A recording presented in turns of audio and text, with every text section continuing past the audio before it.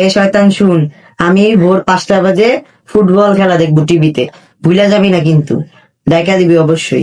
ঠিক আছে, তুই ঘুমা, তাহলে ভোর 5টা বাজে জাগাই দিব। ভোর 5টা বেজে গেছে, এখন ওকে ডাক দি। তুই না ভোর 5টা বাজে টিভিতে ফুটবল খেলা দেখবি?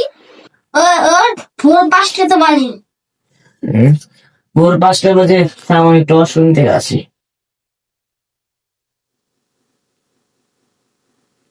কি রে, তুই না টিভিতে ফুটবল খেলা দেখবি? তাহলে তুই পাঞ্জাবি টুপি পরে রেডি হলে কেন?